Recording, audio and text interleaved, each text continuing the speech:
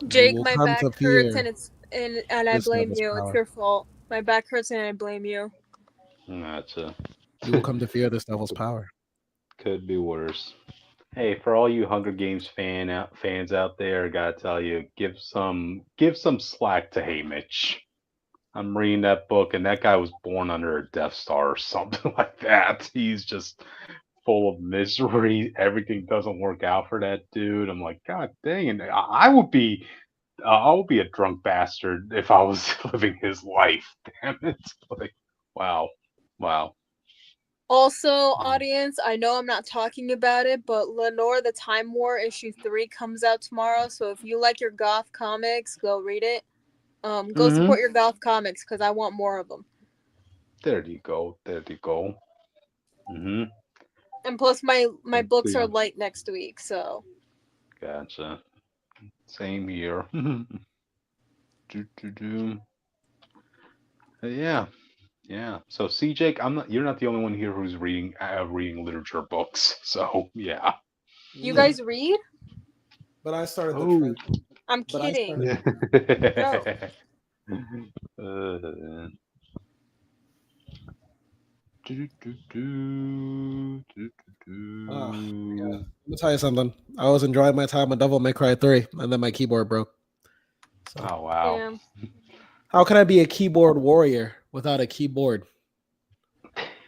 For real. Mm-hmm. Mm-hmm.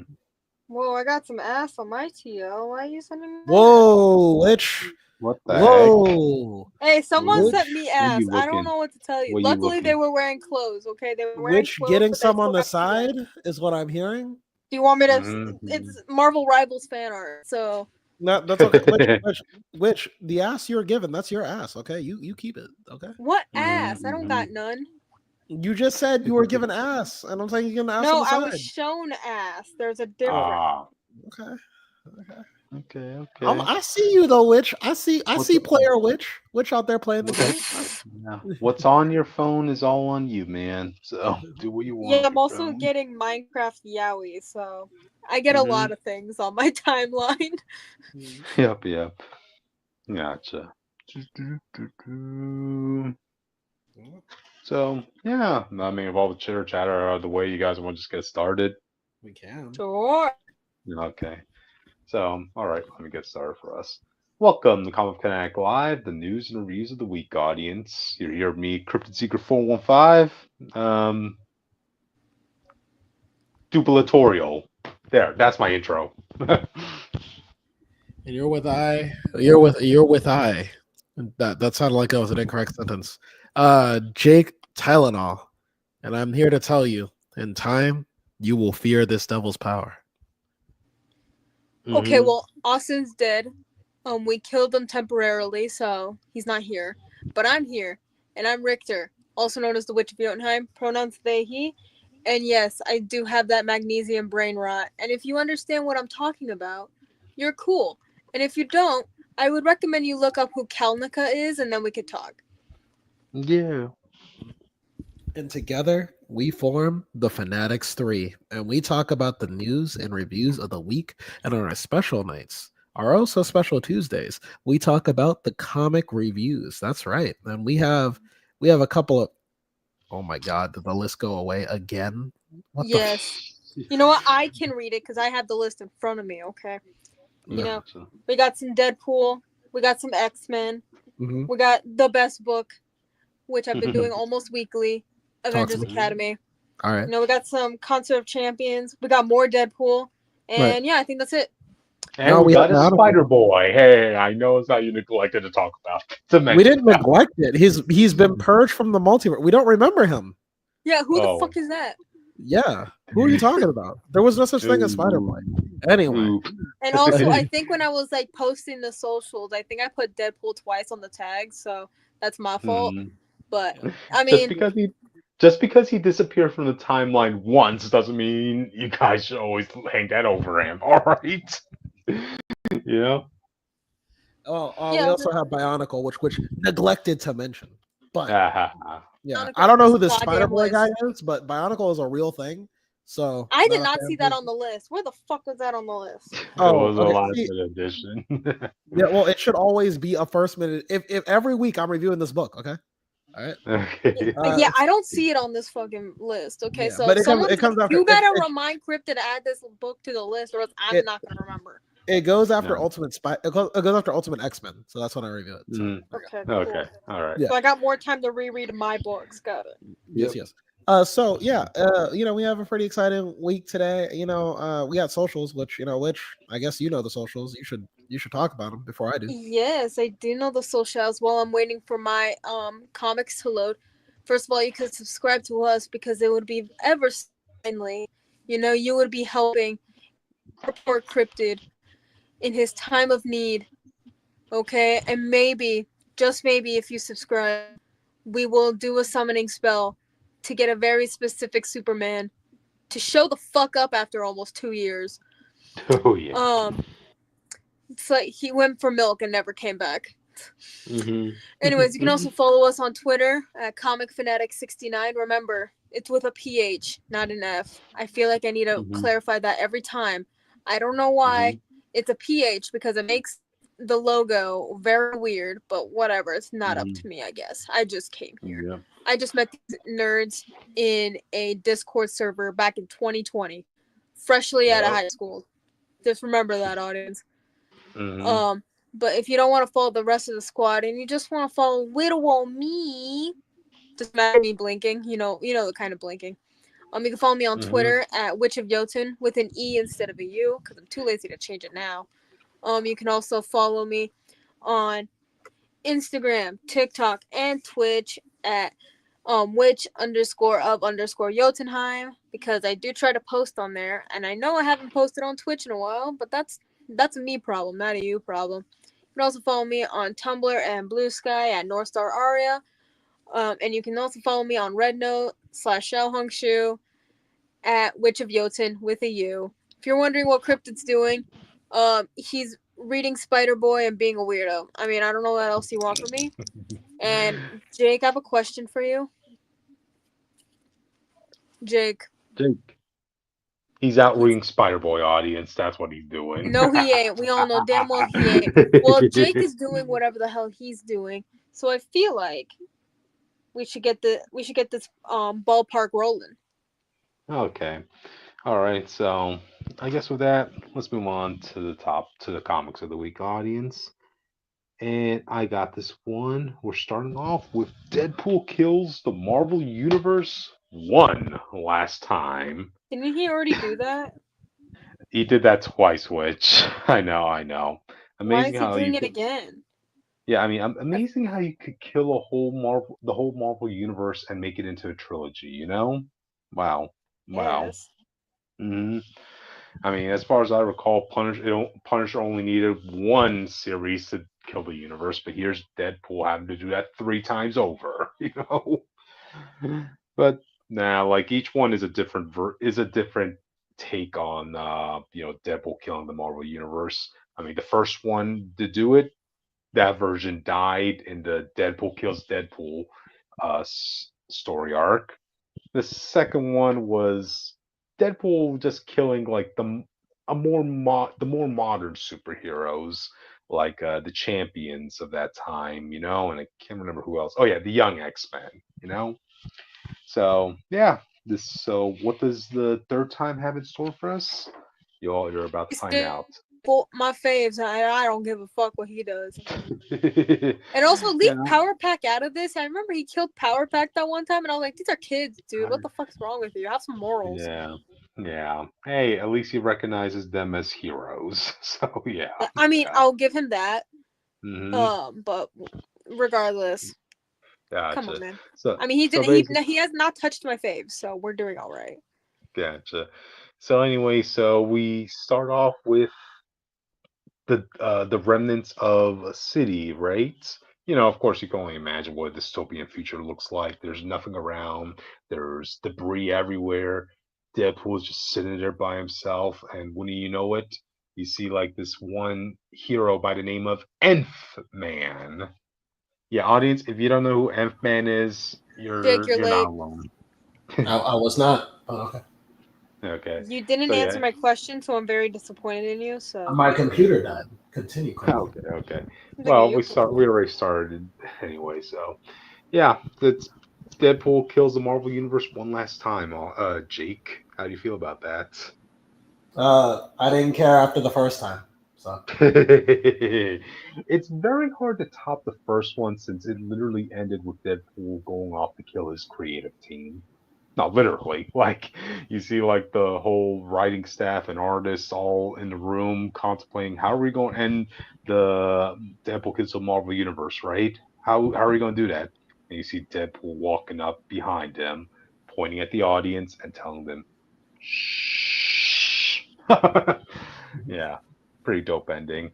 But anyway, here it's a different version of Deadpool kill of a different universe Deadpool killing the Marvel universe this time. So all right, so nobody's around except Deadpool and this one other guy who's named Nth Man. Now, if you don't know who that person is, audience, well, you're not the only ones because he's pretty much as Z-list of a character as you could get in Marvel, you know? So he's the ultimate ninja, so ultimate that nobody's ever heard of him.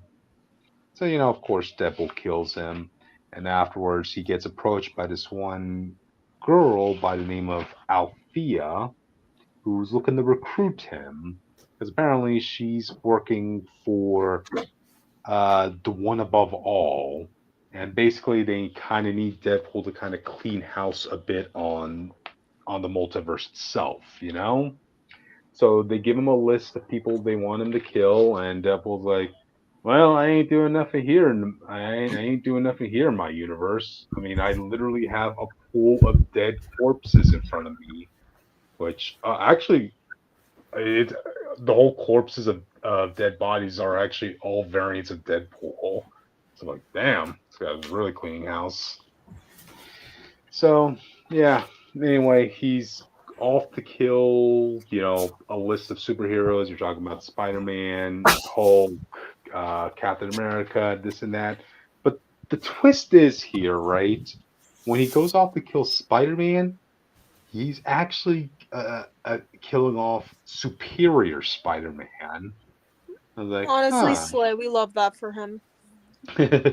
I know. I mean, but that was just kind of odd because, like, this is Superior Spider-Man in his standard costume, and he hasn't been like that in a long time. So I was kind of wondering what's up with that. But regardless, Spider-Man blows him up with a grenade, and so he goes off to his next victim, which is Punisher. But this Punisher is actually Frankencastle. I'm like, okay, okay, a variant of Punisher, just like a variant of Spider-Man. Then he's going off to kill Craven the Hunter, only for it to be actually his daughter, Anna Krevinoff. Like, okay, okay, I see what they're doing here. The idea is like, I guess, in order to bring balance to the force, there's just been way too many variants of superheroes all over the universe. So many people just using their names that Deadpool's now going to have to kind of thin the herd a bit. Okay, okay, okay. That's one round you could take it. A little bit of an added twist. So yeah, pretty much that's what the whole issue is. He's going off universe to universe, killing these people, and he even kills World War Hulk. Yeah, yeah, I know that shouldn't be possible, but hey, When this is does the this rule take book. place? Like chronologically, when would this take place? Well, this is a different universe version of I Deadpool, know, and but it No, but like he's it just saying, feels all over the place. yeah, he's saying like if this was in the main timeline, what era is this? Is this like Civil War era? Is this like post Superior era? Like what? well, he Because hasn't we have gone to both six Superior one six. Spider-Man and World War Hulk. No. Yeah, I guess. Yeah, it's very. It doesn't do a good job of explaining that. Just basically think every Deadpool's killing these people who have their own universes. Okay, there's the universe where Superior Spider-Man's still a thing. There's the universe where Frankencastle's still a thing, and there's the universe where World War Hulk is still a thing. So yeah, that's the best explanation I got. So It's pretty straightforward. We do see the cover for the next comic, and it's going to be Deadpool killing Capwolf. So Yeah, yeah, yeah. your boy's gonna kill your other boy. I know, right? Jesus, man, Jesus, Marvel. You had Punisher kill Captain America, and the Punisher kills the Marvel Universe. Now you've got Deadpool, another Captain America fanboy, killing his hero in his version of killing the Marvel Universe. Dang. How did we get to the point where a fanboy is required to kill the greatest hero? You gotta ask yourself that. You I mean, it know? happens. Yeah. Yeah, you have to be brought at your lowest point in life to have to actually do that, you know? I mean, at least with Punisher, it was more of a mercy killing, at least, you know? So, yeah. Um, Nothing much to really say about this. To be honest, I just bought this mainly because Colin Bunn is writing it. You know, he was the original writer of Deadpool Kills the Marvel Universe. He has his name cemented in the folklore of Deadpool. I feel like Of Deadpool that should kills be the Marvel recognized. Universe specifically. Well, I mean, of Deadpool in general, because when you think of Deadpool's most well-known story arcs, typically most people bring up Deadpool Kills the Marvel Universe. You know, like there's nobody out there who's going to remember Deadpool, the good, the bad, the ugly, or Deadpool, the funeral for a freak, or anything like that. You know, but killing the Marvel Universe, yeah, that's more well known. So, yeah, yeah, I mean, that's really all I have to say for this issue. So, all right, go complete your collection, you collectionists. So, yeah, all right. No. With with that, we can move on. Anyways, let's go to a book that I'm actually going to talk about in depth about. I'm talking about Ultimate X-Men Volume 2, Issue 14. Just imagine me doing the spirit fingers. You know what they are. Anyways, so we start off where we last left off. Huh? Who would have thunk? That's how this stuff works. Correct me if I'm Yep, wrong. So we see yep. the master typing on his weirdo typey pad thing. I don't even know what the fuck, like the weird keyboard thing. It's weird, and he's weird. The master's weird, which Of makes a lot of course. sense because he's based off of Mr. Sinister. Mhm. So just Mhm. remember that. So Yep, yep, he's yep. like, Hisaku's emotions are intensifying in the astral plane. Oh my god. And Viper's like, yeah, perhaps that explains Kageyama's fascination with her. I'm like, are you certain these mutants are gonna be like the solution for my X project? And the master's like, trust me, this girl is Kageyama's chosen one, which is very fucking creepy. Correct me if I'm wrong, that feels very creepy, the way that he said that. If And you're if you know, you associated know. with if you're associated with a character like Sinister, I will imagine creepy is a thing with you. You know. Like, at least, like, 616 Sinister served a little bit of cunt. This guy's just a Mhm. creep. Like, if you see both of them side by side, it's like night and day. We're not bringing the Dang. first Ultimate Universe Sinister into this. I don't like him. Okay? Mhm. Wasn't it Anyways, a her? I forgot. no, we had a Mr. Sinister. He Oh, was okay, I weird. thought we had. He was the one who yeeted Professor X down the stairs that one time. It was funny. All I'll send right. that picture later, but we're not talking about that. Anyways, Gotcha. so he's like, Viper's like, okay, you have 2 weeks, and Sinister's like, no, Kageyama synced with her like long before that, and she was like, indeed, how is their charts? And he's like, oh, Mhm. it's off the charts. Trust me, if I push them further than this, like we will lose them. And Viper's Oh. like, yeah, push them as far as you can. We need them alive. We do not need them unbroken. Like, trust me, I need to Mhm. fill my goals. And like we see Sinister, like the master, like turn over kind of creepily. And All right. and Viper's like, if they die, or should I say master, so do you. Mhm. Just remember that. So we cut back into the astral plane. It's gonna get a little Okay. wild, just letting you know. We see some Mhm. slashes and all this other stuff, and then we look over. We pan the camera over to a guy that's being held up on this like weird X cross thing, like Oh, crucified okay. kind of, but not really like nailed onto the X. More like Gotcha. holding it on by Simu. ropes. I need That to sounds have like you. a. That I sounds need like you a to have this homage. visualization. That sounds like a homage to that famous Wolverine cover where he was Yes, crucifying I the think Max. so. Yep. So Yeah, I scroll down, right, and I see that it's Akihiro finally making his return to this fucking book after a few issues. And all we see is him with his bajillion tubes coming out of his mouth, right? And he's like, "Did I save them? Did I save them?" It's like, bitch. And so we see Kageyama being like, "Oh, I'm glad you can join us." And so we get. I'm gonna switch to the first picture. That isn't the yes. Yeah. The body. Ooh. We see someone coming like Ooh. feet Akihiro, which is fucking What? weird. And What? Yeah. we see What a Surge. choice of what a choice of words for you to say I coming don't witch. know what to describe it. It's what it is. Am I wrong? Yeah, What yeah. do you think? How would you describe this?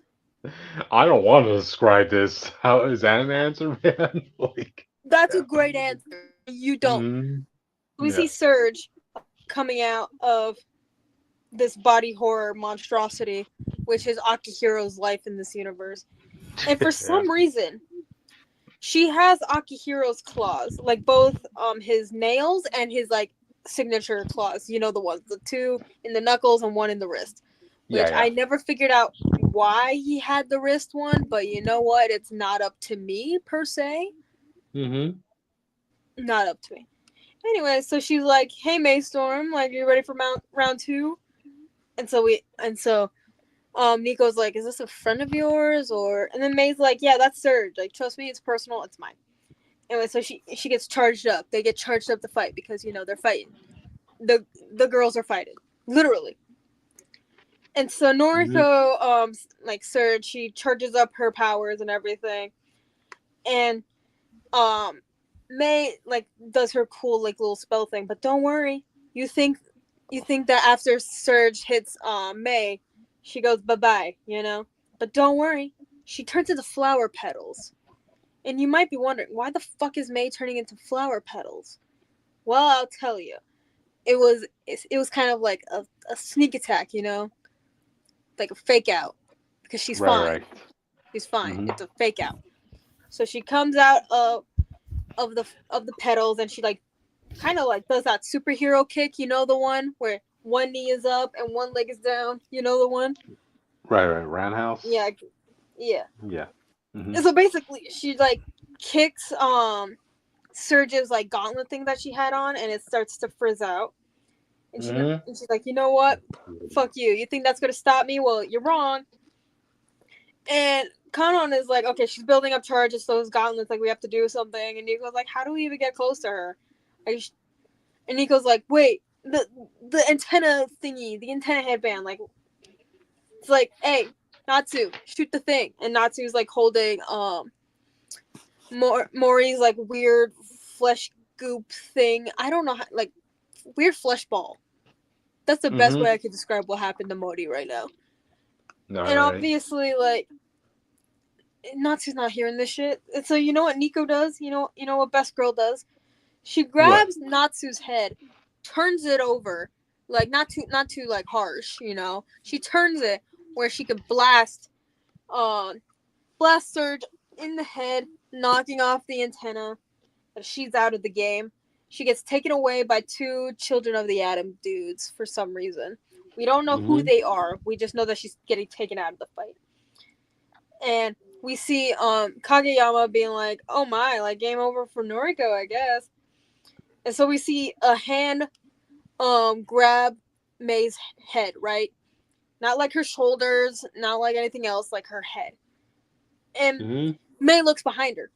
And we see shadow armor, basically. So basically Hisako under the control of the Shadow King, Yeah. unfortunately. And she's like, "Oh, you say you want to free the mutants, yet you hide your name, your face, like you cowering behind masks, like the same masks as a message of hate, like, and all this other stuff." And Mm-hmm. May is like, "That's right, these masks are a symbol of mutant hate, but I'm not hiding, I'm not ashamed. You know, I want to show everyone what I've created today, like we're the X-Men." And she like does the X symbol in front of the X crucifixion that Akihiro was on earlier for some reason. I don't know why that's what you wanted to do. I don't even know what happened to Akihiro after that moment. But we're Oh here. wow. Yep. And then we see her with her broken mask, so we see like one of her eyes. And she's like, "Did you forget Hee-chan? Like, you're an X-Man too." And, like, Hisako's like kind of just like looking at her. And we get a weird ass little doodle of one of Hisako's former friends. And he's like, "Hisako, I bet you thought May sounded stupid, didn't you?" Can you switch to the next picture? It's still got pink background. Just remember that. There you go. I swear, when I saw that for the first time, I was like, "What the fuck is that? Peach, Oh, what the man. fuck is that?" This reminds me that of those drawings from One Punch Man. You know, when he's like in this Yeah. style. There you go. Yeah, but a lot less. Never mind. Anyway, so yeah, we see this giant ass freaking doodle, like it's giant, as you can obviously see, it's giant, and everyone's just looking at it. And Hisako looks at this little doodle and was like, "Tsubasa," and keep in mind, he still has that weird ass, creepy ass smile. And so basically, we see a speech bubble being like, "Oh, thanks for using the little thing I gave you, Hisako."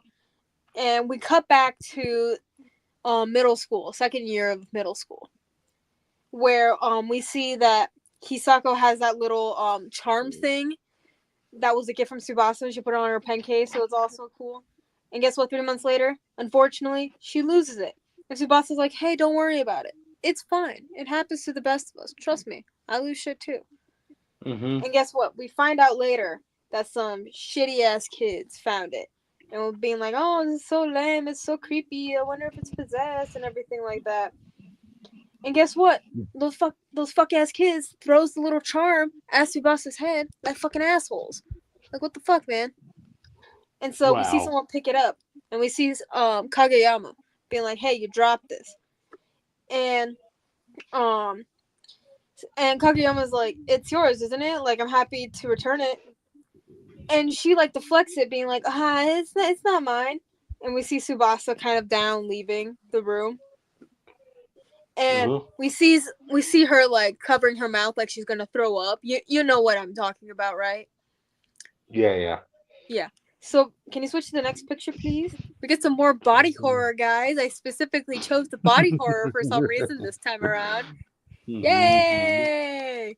Anyways, so yeah, Yeah. The everyone's exact like, reaction you expect audience from someone saying, "Let's see more body horror on." Right? "Hey, I signed up for the body horror. Peach Momoko made it known that we were gonna get body horror, and that's what I'm getting right now. So I'm not complaining." Basically, Mm-hmm. she throws up the little charm thing and starts spewing out weird shadowy bits, as you can obviously see. I'm Yeah. describing this for the people who aren't actually watching and seeing all the pictures, just listening to it. So just imagine like weird shadowy fog thingy goo thing coming out of someone's mouth. It's not nice. And so after all that nonsense, she's kind of like panting, she's like, what the hell was that? So this one girl is like, "Hisako, can you hear me?" and everything like that. And we see the like a shadow of Kageyama. We see his face. He's doing that creepy ass smile that he did in the last fucking issue, but like a little less creepy, but still creepy. Fucking stalk, right? What would you do in this situation? What the hell?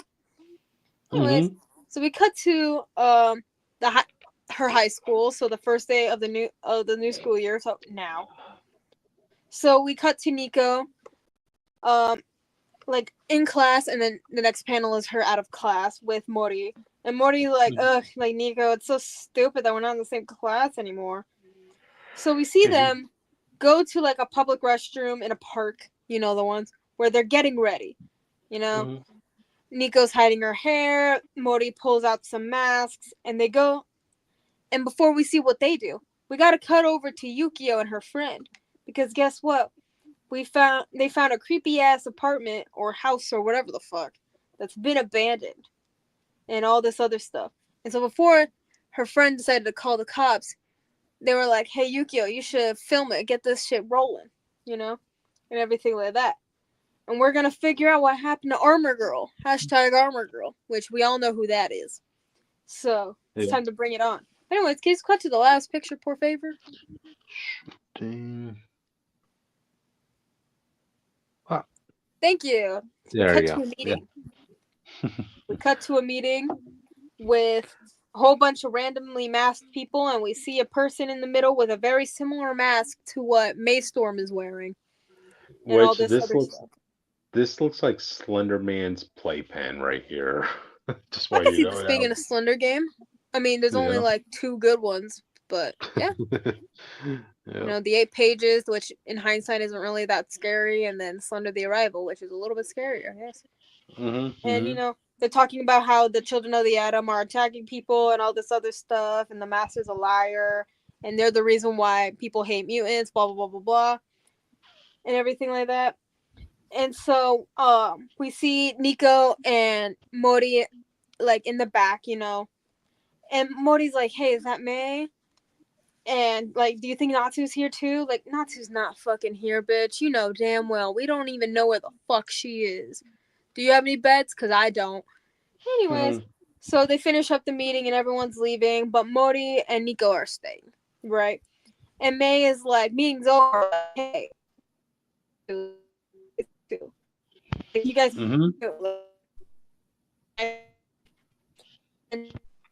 Oh, which? If you know. He's like, man, we've been looking for Natsu and Hisako. Like, have you seen them? Like, are you looking for them too? And we see another person who has a very similar outfit to Kanon, aka Psylocke in this universe. And she goes up behind May and she's like, oh, did you say Hisako? Like, don't tell me you're friends with that armor girl. And Nico holds up a little notebook. And she's like, May, in my grandma's notebook, like, there's more after the Testament of X. Like, she wrote something about an astral plane and children of the atom bullshit. You know what it is. So, remember that weird eye swirly thingy that we saw in the sky? That we've seen it a couple times since Hisako disappeared? Like, the eye has been gone. Like, we don't know what the fuck happened to it. So, Kanon's looking at the notebook and it's pointing to it, you know? And she's like, hey, I saw that too, that swirly thingy. Like, what does that have to do with anything? And so Nico says, fuck it. And she takes off the mask and her hood and everything. And she's like, can't you see that it's painfully obvious? Like, that I was Kageyama. Like, his shadow took her. And May is like, took her where?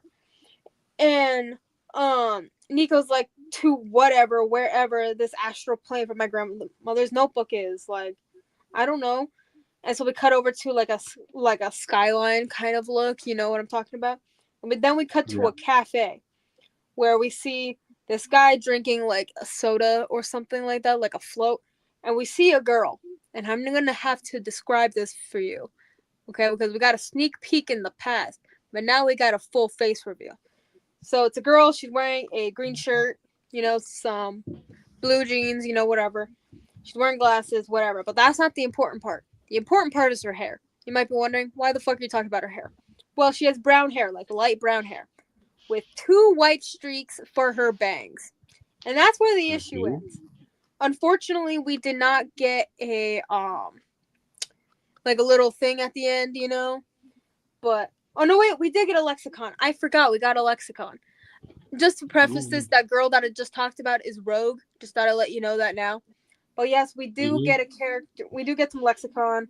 We get drawings of the 4 girls, the 4 main girls, and with little like what their character theme songs are. You know, I might put this in a playlist later if I can find all the songs on Spotify. If not on YouTube, we'll see, and everything like that. And then we get a part 2 of the lexicon where we get to see the layout of Kageyama's house, and we also see May. We see Surge. We see Kageyama, and we see Kanon.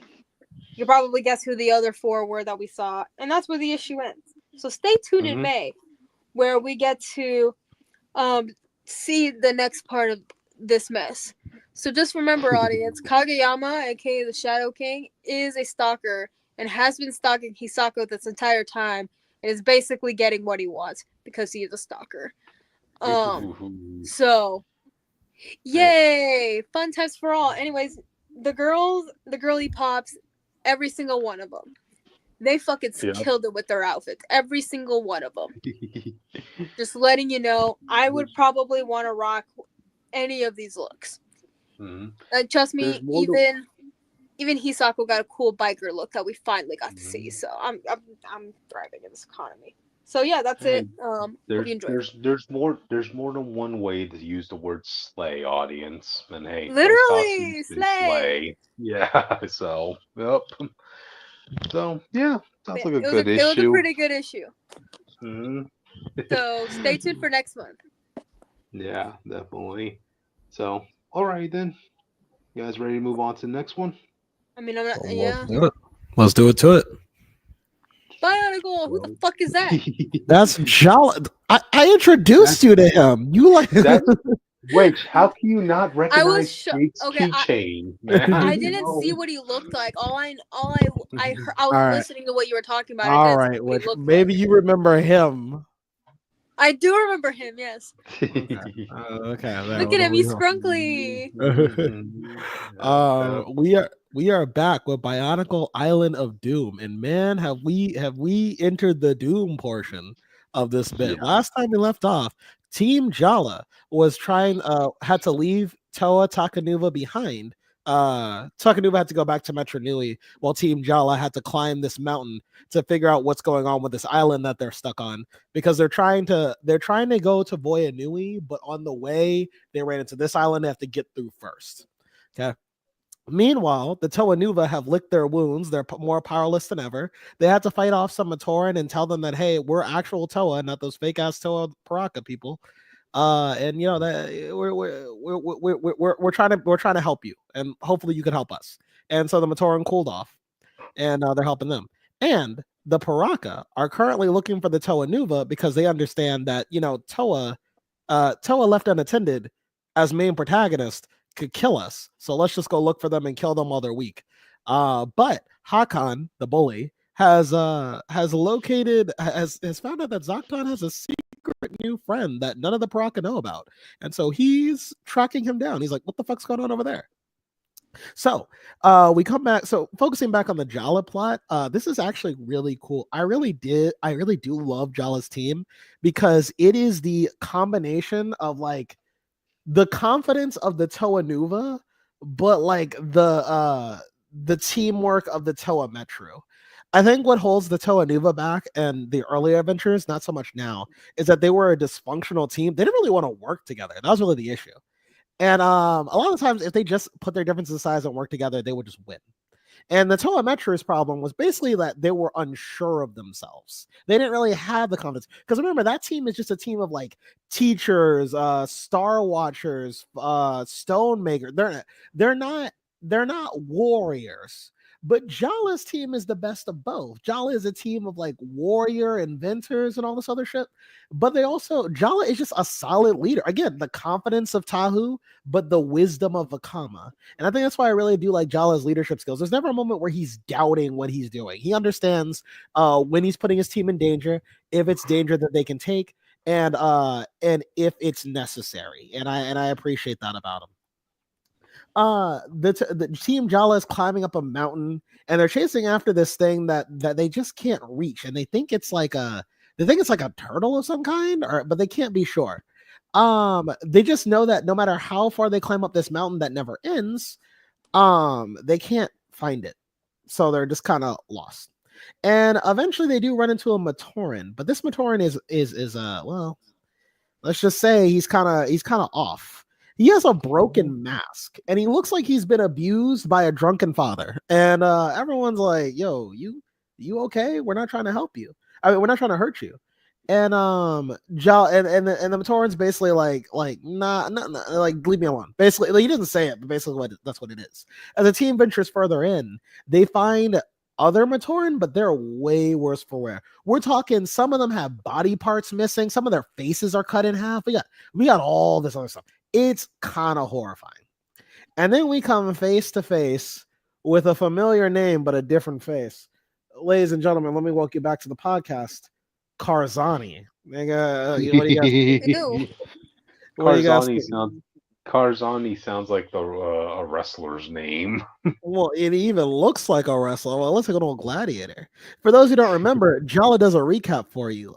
Back in the Toa Metro adventures, one of their side adventures on the way to back to Metro Nui, they ran into a plant named Karzani. Now, for those of you who don't remember the legend of Karzani, in the time when legends were young, there was darkness in the universe, and Matoran were workers. They didn't have lives, they didn't have tribes, they didn't have villages and all this other shit. So like, if you were a good worker, you went to heaven, basically Bionicle heaven. You went with the great spirit when you died, and yeah, everything was all good. But if you were a slacker, all right, if you didn't punch in those time cards, you got a one-way trip to Karzani. All right. So the Toa Metru faced off against Karzani, but not the real Karzani.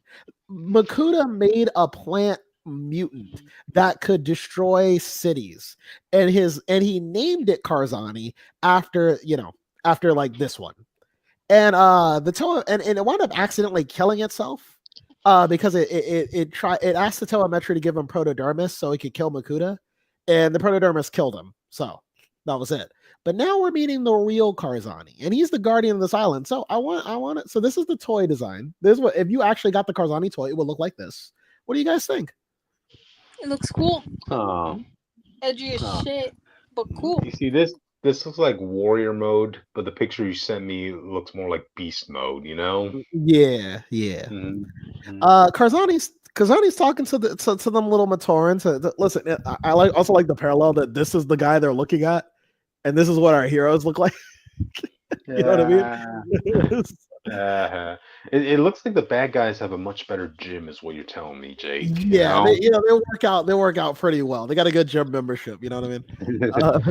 They do that Marvel workout. You know. Not the Marvel workout. But Karzani's like, oh, welcome to my island. Listen up, you guys aren't leaving, so thanks for stopping by. And welcome, like, sluts, you ain't leaving. Right. And John was like, what are you talking about? He said, well, listen, I'm the real Karzani, like the Karzani from the Bible. And I'm here to tell you that, like, this is my island where Matoran used to be sent in droves, the lazy workers, the damaged Matoran, and they get to live their happy lives here. And Jala looks around, and like all these Matoran look fucking miserable. Like they want to cry and kill themselves. And Jala's like, I don't think these guys are happy being here, man. And he's like, well, I mean, it's better. He's like, well, it's better than the alternative. Anyway, so basically all these like broken Matoran go up to our team and they take all their tools and shit. And they're like, okay, well, before we get started, I want you to take off your mask. And Jala, he's like, well, because remember, Jala doesn't have a regular Matoran mask. He actually has the mask of a Toa, the mentor of the Toa Metru, Toa Likan. His original mask broke. So when they wound up on the island of Metru Nui, Vakama gave him his old mentor's mask. So to Jala, once he learned that mask means a lot to him. So he's like, listen, I'm not taking off that mask, man. And Karzani's like, well, you're going to take it off, or I'm going to force you to take it off. And I want you to look at this is Jala. Again, this is Karzani, okay? Just in case we forgot. This is Jala. This is Karzani. And Jala, this little... Hey, Jake, you should describe what they look like for the people who are listening. Well, I'm about to. Jala, this little 2'2" child thing looks at this 8-foot titan and goes like, if you want my mask, you gonna have to box me for it. I'm like, audience, just imagine a little Lego minifigure versus the largest scale action figure you can buy on the market. Just imagine that. Yeah. And so like, and then Karzani's like, I'm not gonna do that, but I'll do this. And then like, before Jala can react, he has this nightmare vision. I actually love this sequence because it's like so this is an alternate version of Mask of Light. So in Mask of Light, Jala sacrifices his life so Takua can become the Toe of Light. But in this version of history that Jala is living through, he was going to do it, but he froze. And so Takua gets shot dead and he just dies there, basically. And instead what happens is, because the traditional thing is that Takua gets the mask, comes to Takanuva, he saves the day, and we go back to Metru Nui. But in this version of events, because Takua is dead, the Rakshi get the Mask of Life and they go back home. And then Makuta sends an army of Rakshi. Eventually the Toa Nuva die, and then Makuta becomes like the king of everything. And what I love, this is just great. This is a great moment. And it says that Jala and Holly, who are the most bravest Matoran on the island, in this version of history become willing slaves of the Makuta, basically. What Yeah. the fuck? Yeah, and so I'm like, this is like dark as shit, honestly. That's So lame as hell. What the hell? yeah, and so Mhm. John is like, "Oh God, what's happening?" And like then he notices that the Matoran around him, they look like the ones from the island that he was just on that we were just talking about. And he's like, "Wait a minute, this isn't real. This is fake." And by the time he wakes up, his mask is gone. Karzani's already taken the mask, so it's over. He's So, like, suck it, bench. yeah, yeah, Total's get that Mhm. fucking mask. Anyway, so now we're gonna introduce another character. Back on the island of Voyanui, Hakan is chasing after the mysterious benefactor of Zaktan, who's the leader of the Parakas. Hakan is, tracking this dude down, and he's like, man, I've been looking for this dude for a while, and I can't he's doing nothing. He's kind of boring me. But eventually, like he loses track of him. He's like, oh well, at least he didn't see where I was, and the figure pulls a blade up to his from behind, and he's like, you think? And he turns around. The dude he was chasing saw him the whole time, and he was just trying to figure out what he was doing. He's like, Hakan, what are you doing here? And Hakan's like, I'm just enjoying the scenery. And he's like, no, you're not. There's nothing nice about the place. There's just rocks and beach. What could you possibly be enjoying? And Hakan's like, all Rocks right, and beach. rocks and beach, man. And so he's like, all right, listen, I just got curious. Like, who are you, man? And ladies and gentlemen, let me introduce you to the second Bionicle Titan, Brutaka. What do we think? What do we think, guys? Of his design, at least. It's a pretty cool design. I could see him being put on a hear me out cake. Well, this one of those keychain Bionicles that went through their version of the Super Soldier Serum, Jake. Well, Yeah. well, that's what a Toa is. A Toa is a Matoran who goes through their Super Soldier Serum phase. So Okay. But yeah, so Brutaka's like, listen, man, like you don't know, like my name is Brutaka, and back in the day, like when shit got real, like that name would have meant something to you. But today, I get it. You don't know who I am. I'm not gonna hold it against you. It is what it is. And he's like, so like, and Hakan's like, okay, so what's the thing about you and Zakdan? Like, are you cool? Are you friends? He's like, well, he pays me in these green spheres that you guys carry around, and I'm just saying, like, as long as he pays me, or as long as someone's paying me, I work for him. You see what I'm saying? And Hakan's like, oh, I see what you're saying. Because basically, what Hakan's going to do now, he's like, listen, if I can get those green spheres and I can pay Brutaka with them, Brutaka's on my side. And if Brutaka's on my side, I can kill Zaktan and I can get the Mask of Life. And so that's what that's about.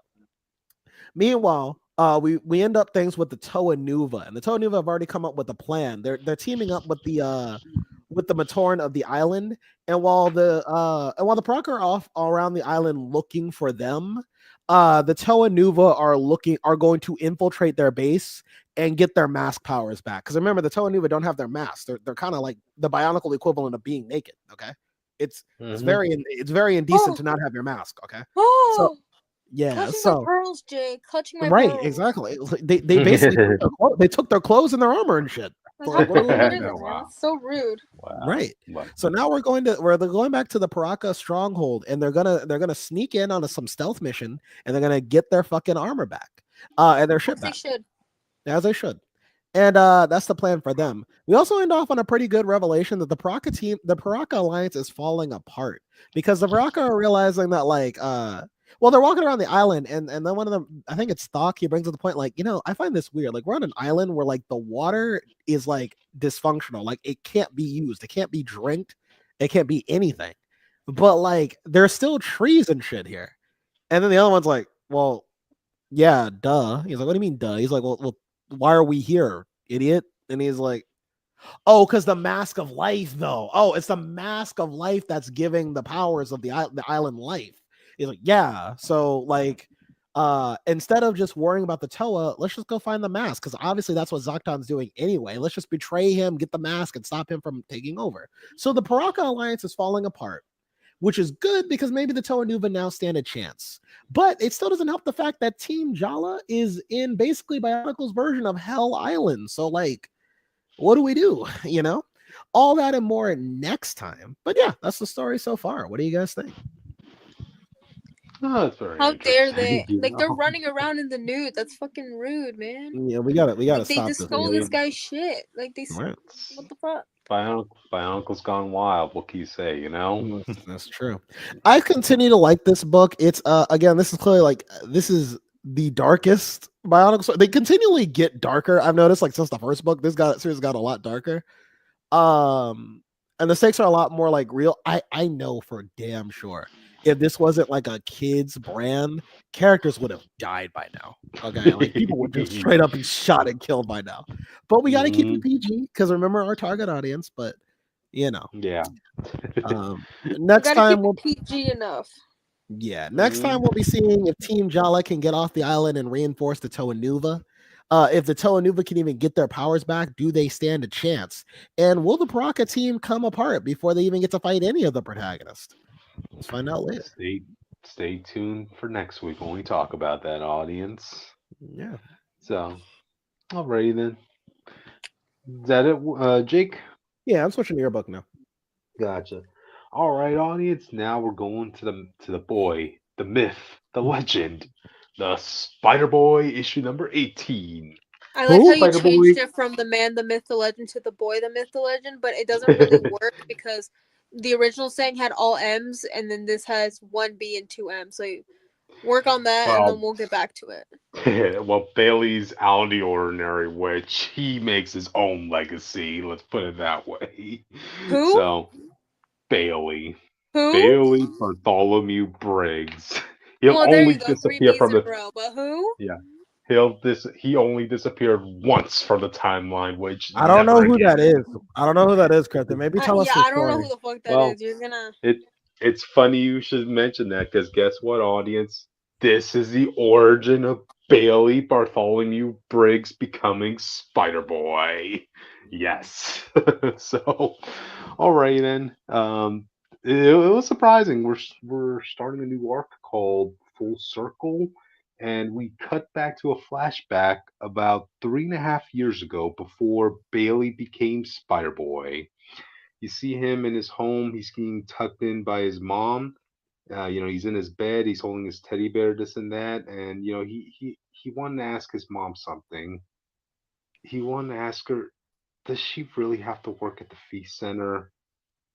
It, it's kind of creepy to be living in a homeless shelter, and I kind of feel he kind of feels a little embarrassed to have to ask kids to, his friends to come over to see that he lives in this shelter, And that's when Mrs. Briggs is like, Bailey Bartholomew Briggs, I'm disappointed in you. There are children in this center who have nothing. How can you even ask something like that? But then that's when Bailey reiterates by saying, but mom, can you just look at things from my point of view? And now this right here, You expect this parents to look at their child's point of view? They never fucking do. I know, right? But this right here is the Uncle Ben moment right here. The great power comes great responsibility moment. This is where she says, well, maybe you need to see things from other people's perspective and try putting their needs first for a change. Oh yeah, yeah. You remember how I think we've talked about this before with Uncle Ben's famous quote, to Peter. You would imagine if Uncle Ben were alive today, and he sees all the crap that Peter went through, he'd be saying, "Okay, I did not mean for you to go that far with that saying, dude." Get it. Get it. Like this I didn't mean like go take on the world, bro. I just meant Yeah, like, do good in school. Like don't beat up yeah. people. Like Like, Don't be an okay, asshole. like okay, maybe you don't have to give up your college entrance exam to go save that convenience store. Maybe you could work maybe on your don't give future. up your marriage to save an old lady who was gonna die soon anyway. Like I'm Yeah, yeah. So hey, even the best quotes of all time, audience could still be bastardized. Just think of that Well, I way. think that's the problem with Peter. Like he says with great power comes great responsibility, but he never thinks the responsibility he has to himself, basically. I know, So right? yeah. So in here, Bailey's equivalent is, hey, you need to see things from other people's perspective and try putting their needs first for a change. So yeah, yeah. And wouldn't you know it, Oh, she shut the says fuck up, little toddler. Are you fucking 10-year-old talking to me like this? Shut up. oh well, technically he's 7 years old in this. Even So worse. yeah. How about you go live a little bit before you start talking to me? Fuck you. They live in a homeless shelter, Jake. That's okay. That's fine. But stay in your lane. Stay in your lane. Okay. Gotcha, gotcha.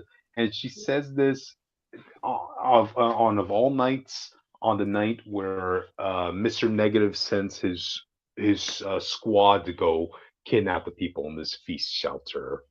So yeah, they all get kidnapped. You find that one of the people who lives there is actually the kid who goes on to become Elephino. Yeah, the elephant rhino hybrid that Man Monstrosity created.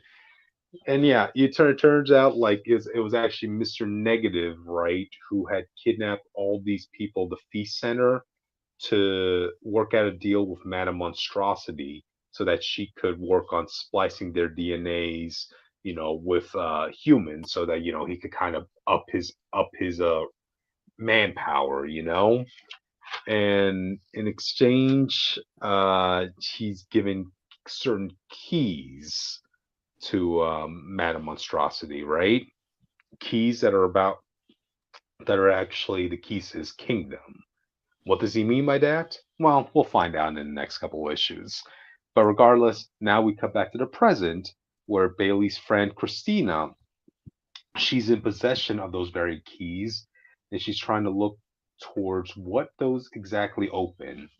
So she's going from bank to bank, you know, and then she finds this one bank who says, yeah, those keys, yeah, we don't know what those keys are. Yeah, you run along, Missy. And as she leaves, that's where she calls the Mr. Negative gang. She's saying she has them. So Mr. Negative sends his goons to go attack her, only to be saved by Spider Boy.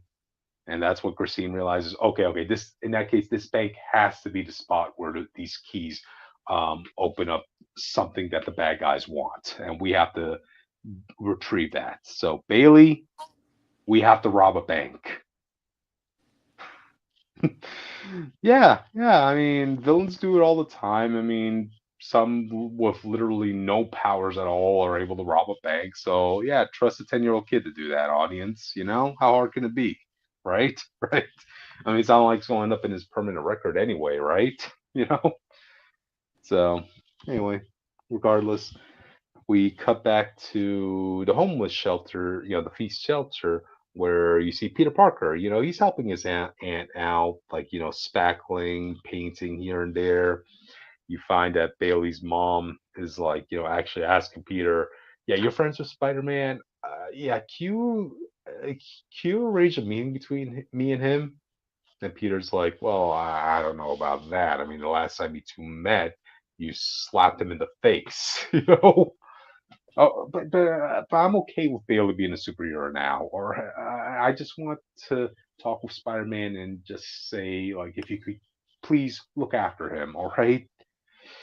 So yeah, that's when Spider-Man's out doing his patrol in the city, and he figures, yeah, I might as well keep tabs with what is going on right now. He finds the police surrounding a bank. Apparently, somebody came in, and now they're holding people hostage, and Spider Boy's in the building too. So Peter goes in there.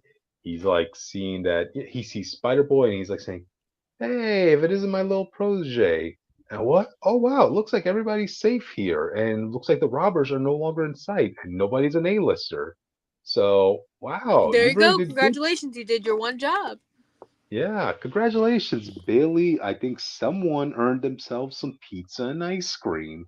You get an So, invisible gold star. Because I can't yeah, afford actual gold stars. Peter, he's yep. 7, not 5. Chill, bro. So, so Spider Boy, where are the bank robbers? And that's when Bailey's like, yeah, funny story about that, boss. We're actually the bank robbers. Oh. Well, with great power comes great responsibility. I guess you're going to jail, kid. Like Peter, you could see him silently saying, He's breathing. You're telling me my sidekick goes on to become a villain? How? Why? Why me? Like, this is about the time you crank out the web belt audience. But Yeah, this is around the time I no. expose your identity, so you'll never do this again while you don't have a rogues gallery. Yeah. So, all right then. So afterwards, Christine kind of explains the situation. Look, we need to get this. Whatever the bad guys want, it's important for us to get it. And this and that. I mean, heck, we're already here at this point. We're halfway into getting that box anyway, so we might as well complete it. But unfortunately, that's when Mr. Negative comes in from the outside. He touches every officer around the area, and yeah, they're now going to go in and look to kill Spider Boy and Spider Man as the issue ends. So yeah. How'd you feel about the secret origin of Spider Boy, guys? I feel like Who? it will never be okay that Peter Parker signed off on a child going into the crime fighting life. I don't care how many caveats he says. Like, oh, you can't Mhm, fight an A-lister. Bro, he could get shot still. He gets shot sometimes. There are times where Peter messes up. mhm. He legit gets hurt. So it Well, doesn't make any it's just well, out of character. You know what? Have Peter show Bailey his life. See, like his personal life. This is what's in store for you for us Hey spider Bailey, people, hey Bailey, Bailey. Bailey, come I'm Bailey, just come here. saying, like Bailey picked the wrong line of the superhero aliases. Out of Hmm. all of the characters that he could have been a protege for, you had to choose Yep. Spider-Man. No hate Yep. to Yep. Peter, but like, Yeah. Hmm. come Ba- on. And Bailey, how and about I you? and I. Else? Mhm. Bailey, He's Bailey, how about you come over here real quick? I'll go to Doctor Strange. Hey, Doctor Strange, can you just like transfer my memories to Bailey real quick so he could just see the shit that I would have to go through every day? But look at it this way, guys. No, He's no. trying to. You don't need Doctor Strange. Just go hit up a telepath. There you go. Hmm. Done Guys, and done. look at it this way. He's putting other people's needs ahead of his own, right? He's a Hey, child. He should be doing child things. isn't that a good lesson to learn for kids? And Look at other people's you know what? perspectives. I want to say this here too. I'm sorry, it's just really irresponsible. He is a child. Like, what does he know about what's right and wrong at this point? He's literally Mhm. 7. That's a, Well, he's 10 in this time. He but when he first started, Still, he currently was he's regardless, 10. he's a literal child. He he's barely turned double digits. he Mhm. can't even stay on the right path in school because he's immature and doesn't know how the world works. How he's gonna tell people how crime Trust me, Mhm. works? I'm 23 and I'm still figuring my shit out. You tell me a 10-year-old can figure out their shit? My Again, ass. going back to Ben 10, if like Ben didn't have his grandpa there, bro, he would make so many bad decisions. It's literally because he had people in his life to help him. But And Bailey has Spider-Man and Daredevil, man. yeah, Two of the when they had Yeah, pinnacle. the but do you really time, want to trust those two? and I don't know if you remember, but recently Miles Morales, who is actually like a teenage Spider-Man, was captured by a villain and tortured to the point Iron Man had to get a get back for him. You want that for Bailey? I'm just Hey, saying. hey, hey, hey! Miles is practically God at this point, so I Right, but wouldn't want to use him as an example. this was before all that. That's what I'm saying. Like I'm saying, like if you want to make a hero like Bailey, where he goes out in the world and being a superhero independent of Peter, fine. But you can't Mhm. tell me that it's in character for Peter to let this slide. That is my major issue with it. Peter would never let Bailey be a superhero ever, not Well, like him. So it's just terrible. yeah. Well, when do kids ever listen to adults? That's That's fine. what I I would just say. don't say Yeah. that's fine. Just don't say Peter condones it. That's my main issue. But Gotcha, you know. gotcha. But anyway, so yeah, that's it for Spider Boy number 18, audience. Stay tuned for more adventures because they're coming up in the future. I thought this book So got canceled. no, it didn't. It's still No. going on, I'm and gonna Google that better yet, later. you guys are going to see the growth of Spider Boy. You'll see him last long enough to reach 13 years old. Just you watch. He'll get to age before the Marvel Universe does. Yes, yes. So, all right, then I guess with that we can move on, guys. So, next book. Oh, hello, it's my turn. Hold on. Oh, okay. So we have to get to issue 20 of Spider Boy. So just letting you know that now. You have until issue 20. So get all your grievances out now. Anyways, we're talking about an actual good book. Wait, Ready, Spider Jake? who? Spider who? Exactly. Hey, Jake, Yeah, you ready for this? You ready for me to talk about gay people? you can talk about it. Yeah, because I'm talking about Marvel Voices Avengers Academy issue 39, A Place Behind the Sun. Ooh. Ooh. Anyways, so where we left off. So Brielle and Sheila are still on Asgard in the past Asgard, not present Asgard or future Asgard, past Asgard. I need to preface that. And they're fighting these vampire motherfuckers in front of a red moon because shenanigans happened with an evil guy. Don't worry about it. We'll get back to that later. Anyway, so after that, they go to the hall of where the Allfather is. You know how it is.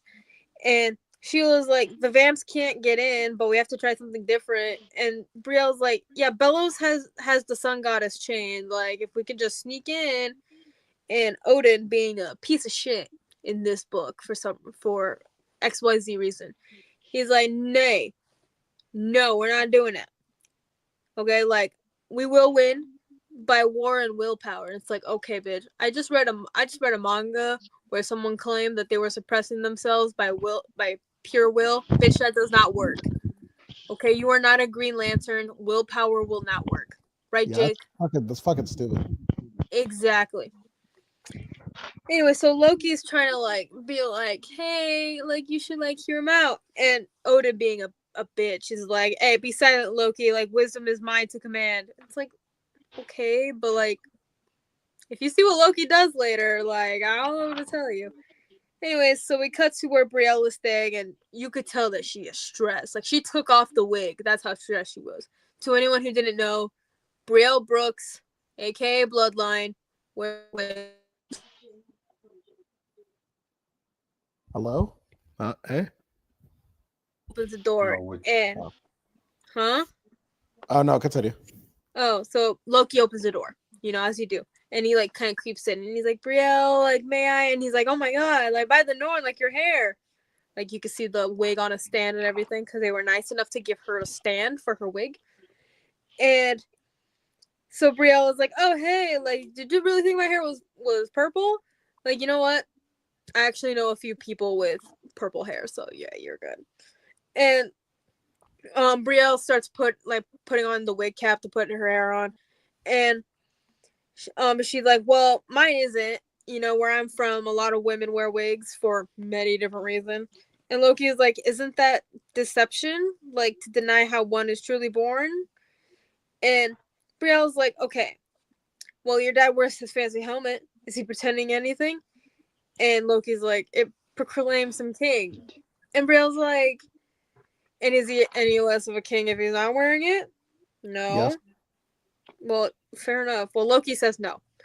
Oh. And Brielle's like, same deal. My wig says I'm powerful and loud and undeniable, which mood. So can you cut to the first picture? Well, my hand can reach the keyboard. Will Boom. someone do it? Boom. Thank you. So they look in the mirror, and Brie is like, and my natural hair is just as much me. Like, they're just different ways of being myself. And Loki's like, I get you. I get you. And so Sheila comes in and she's like, hey, kids, you find any more cool rocks? And Loki holds up the little orb that he got last time that we were here. And Brie is like, cool rocks. And Loki's like, yeah, we discovered it yesterday. Isn't it fascinating? And Brie like looks a little bit closer at this. And she's like, this looks very similar to the pommel of my stake. It's called Bellows' eye. And she's like, oh shit. It's his eyeball. And so it summons Bellows. Can you switch to the next picture? I think I know what means next. Yeah.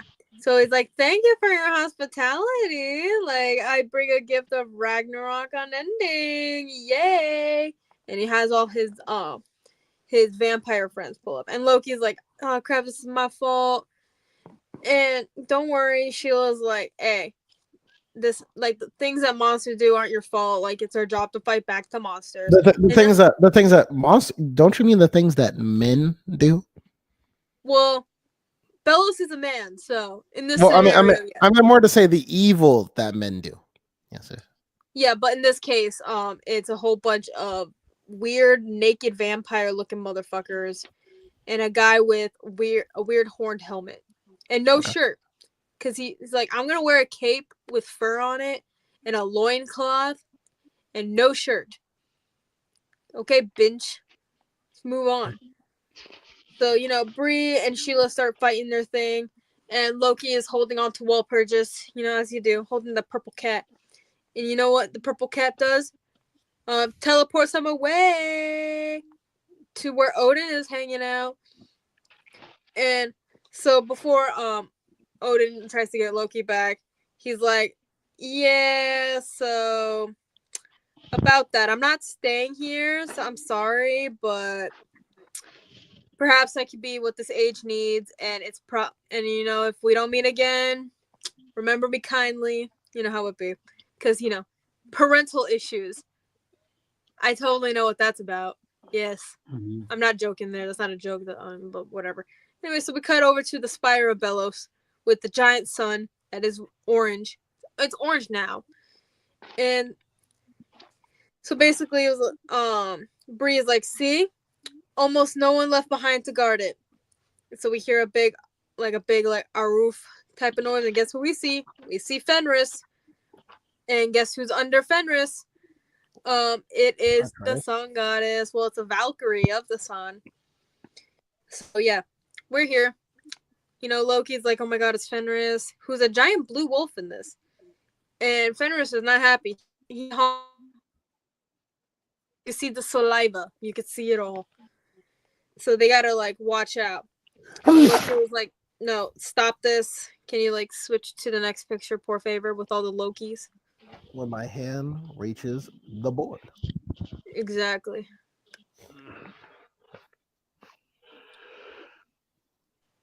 Hello? You just sit here. Yeah, I'm waiting for you. I already turned it. Do you not see it? No. What? Is it?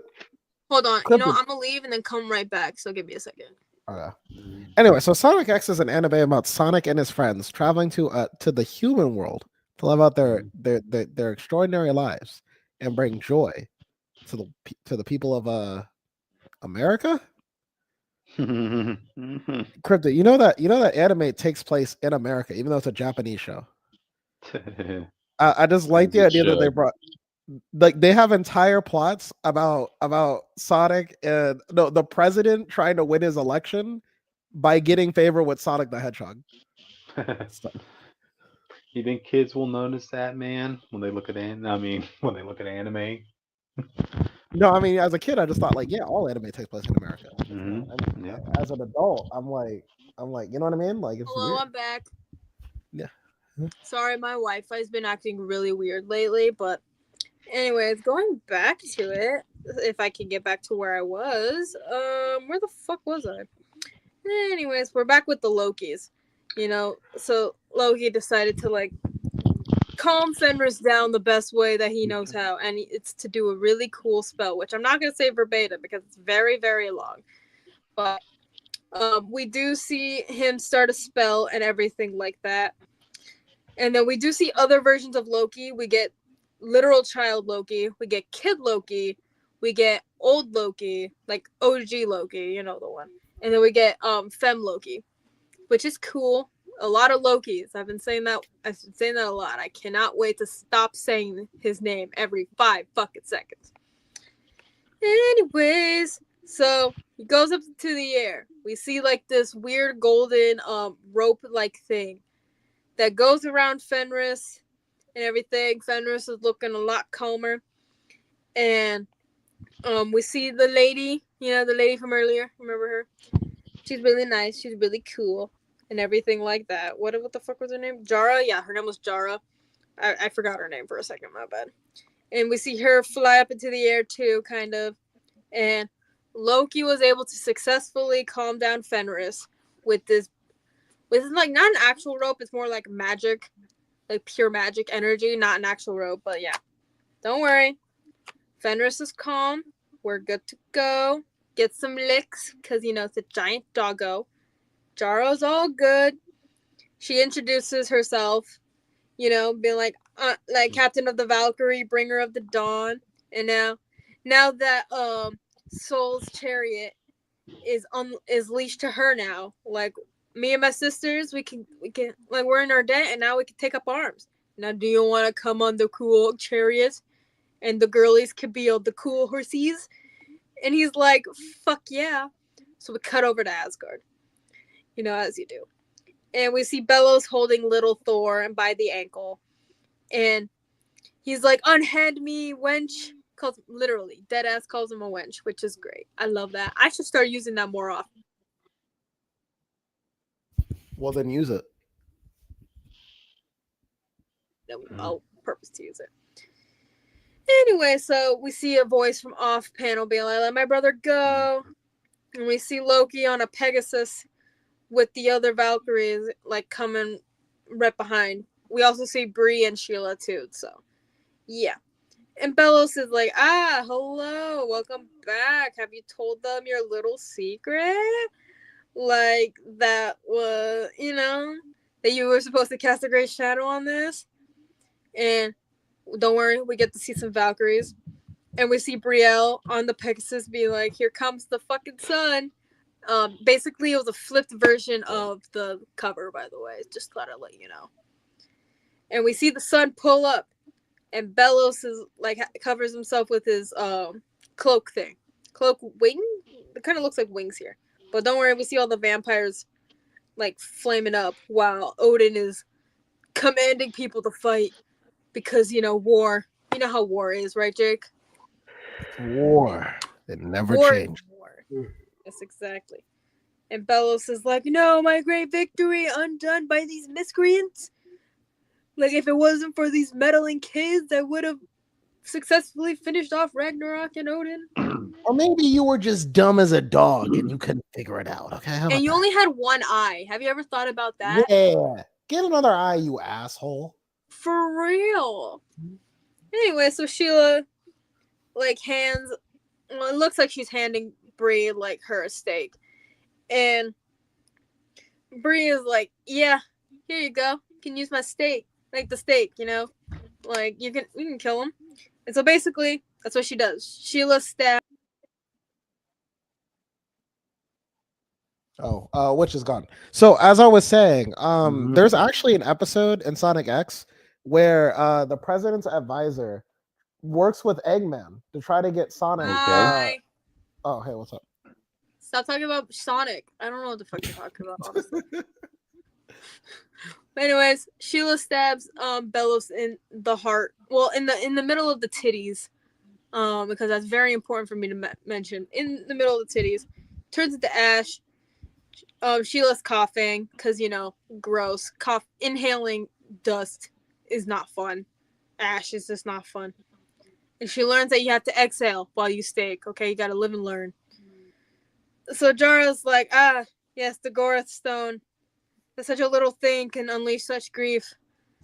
And so we get a cool ceremony and everything like that. And Odin like kneels down to Loki, and he's like I have faltered to find wisdom all my life, and it costed me an eye, and it will not cost me a child. I was like, wow, you're trying to be a decent father figure to your children? Wow. Keep in mind, he said that he was proud of Loki, which was shocking, because I have never seen that happen. And, like, Sheila was like, he could have done better, but it's like, hey, it's just not that counts, I guess, And Loki's happy, and he's like, hey, look, I made something for you. It's the tusk of I can never remember how to pronounce this name, but it's a dragon. That's all I need to know. Like Ratataskar, I think that's how you pronounce it. Ratataskar? Yeah, it's R-A-T-A. Wait, the squirrel? The squirrel? No, this is a dragon. Are we talking about from Norse mythology? Yes. I want to believe you, but only because I'm not sure if God of War was accurate with that. But okay. No, that's a different thing. Anyways, it's made out of a tusk. Okay, a steak that's made out of a tusk. And Bree is like, wait, you made this? But like, Loki's like, oh, literally, it's the stake that Brielle uses to stake people like vampires. Apparently that was made by Loki. Good to know. So basically, he's like, yeah, I will trust it to the Valkyrie for right now, and someday they will send it with my blessing and my thanks. And when time comes around again. So the president's advisor works with Eggman to try to capture Sonic so they can make so they can make Super the Soldier president look Sonic. good. They're Say it making again, Super Cryptid? Soldier Sonic. You tell me they're making Super Soldier Sonic. That's what you're Super telling Soldier me. Sonic. They're gonna give Sonic the Super Soldier Serum. I mean the Super Sonic Serum. Can you shut the fuck up about Sonic for 5 fucking seconds? I swear, my Wi-Fi is acting like an asshole, and you just want to talk about Sonic all day. Anyways, so basically, Loki was like, "Yeah, don't worry, I trust it to the Valkyrie. They'll give it to you when it's time." And guess who shows up? Can you switch to the last picture before it kicks me out again? Quickly. Yeah. Thank you. Immortus comes up. He's like, hey besties, it's time to go. Like, you gotta go home. And Loki's like, hey, may your stories be as brilliant as the sun. Fare thee well, my friend, and we will meet again. Literally, it's Loki. And we get a scene of Asgard all glittery and gold and shit with Yggdrasil behind him. And basically the last bit of dialogue as we cut from the issues at Rainbow's End, which is the Bifrost if you didn't know. And that's where the issue ends. Stay tuned for next week. Let's hope that I don't get kicked out a bajillion times and Jake gets to talk about Sonic all the fucking time. No, listen. You gotta. I'm not gonna say it. I'm not gonna say that catchphrase. I think it's a terrible catchphrase for Sonic. So we'll move forward. Yeah, no, don't fucking do that shit. Anyways, yeah, that's it for me. I'm gonna try to fall asleep soon. So let's get this show on the road. Gotcha. Alrighty then. With that, let's move on to the next book, audience, and we're talking about Concert of Champions #1. Well, audience, I did not read this book. I will read it later. It's not my top priority book. Crypt, you gotta hype up the audience. Let me ask them a question. Are you ready to rock? No, I'm tired. I want to go sleep. Are you ready to put on a show? I want to go sleep. Gotcha. Hey, don't go to sleep when we're about to read the 3 most famous musicians in all of Marvel. Honkshoe. Yeah. Shoe. Oh, I'm sorry. 2 of the most famous singers in Marvel right now. Because, okay, the premier trio in this. It's Dazzler. Okay, understandable. Luna Snow. Yes, she's a pretty great character. That's been around for a couple years. And this one girl, I'm not too familiar with. Her name is Leela Cheney. Oh, I know who that is. Apparently all the gay superheroes, like the young gay superheroes, like her. Apparently, she's an icon. Yeah, Kid Juggernaut brings her up a couple times, and she's around sometimes, but not nearly as much as Dazzler or Luna. This all ties into Avengers Academy, Cryptid. That's why I got to read the book. Okay, so anyway, as I'm talking about this book, we have Spider Gwen in this book actually, and I know she gets used a lot of times to much people's annoyance, right? But I kind of feel like this is this is an appropriate issue to bring her in because she has a drummer background, and you have these famous singers right here, Luna Snow, Dazzler, A-listers in my opinion. Again, I'm not too familiar with who Leela is, so I think it's Lila. I cannot tell you. And while we're figuring that out, checkmate, you were kind of late. You missed Ultimate X-Men and Avengers Academy and Tiny Bionicles. So yes, you missed Crunkly Bionicle Mothra. Scrunkly, not Crunkly, Scrunkly. Whatever the word was. Dress like an angel, dance like crazy. Oh my god, not a K-pop reference in my. Hey, it's appropriate since we're talking about K-pop superhero. But listen, checkmate. Listen, when this episode is over, just go back to the live tab and you can watch the whole thing like you were always here. So there you go. And make sure you comment and send it to your friends because during my last book, Jake Hmm. decided to talk about Sonic every single time I get booted off. It was a funny bit. I would watch the Avengers Academy bit. It is hilarious.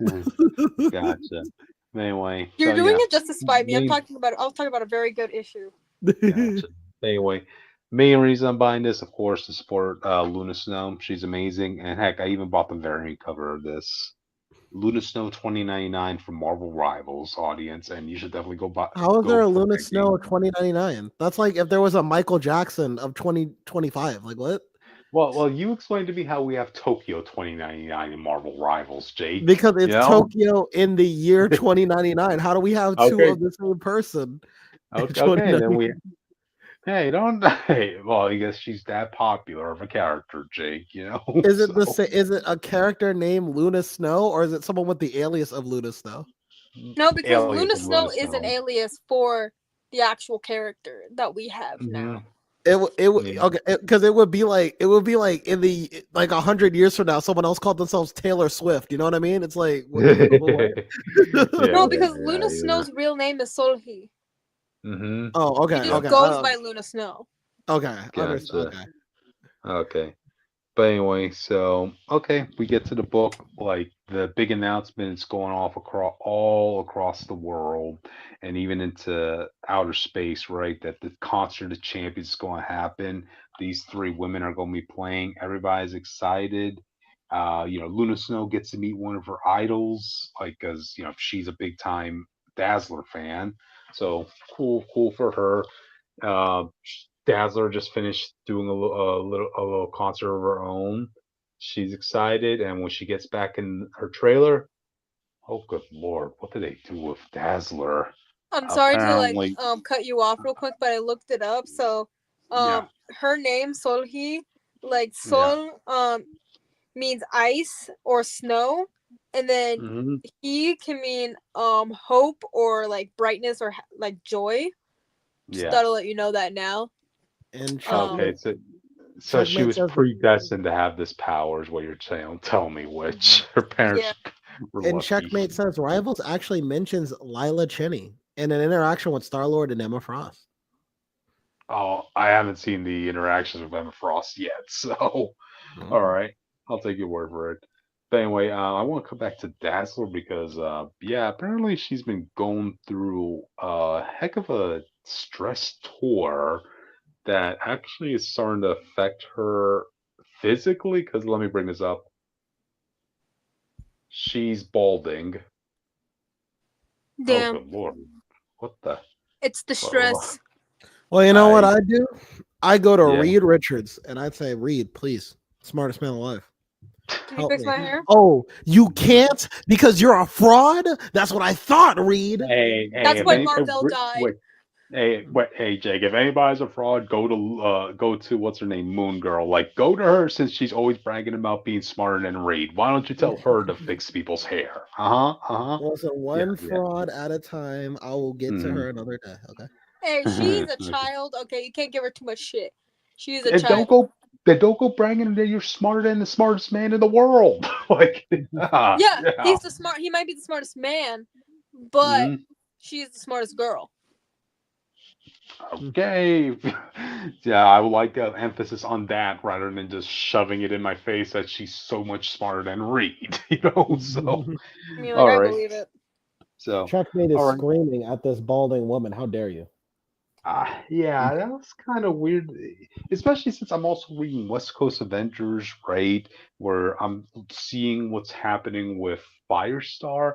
It's just kind of weird that Marvel's taking like these cheerleader type characters. It's like seeing that cheerleader type character, right? Audience. Then 10 years later, you find them.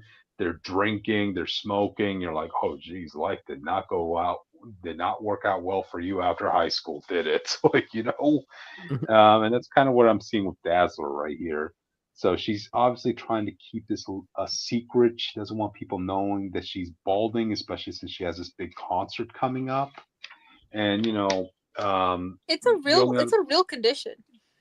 yeah, I know, right? But yeah, I guess she's really embarrassed by this.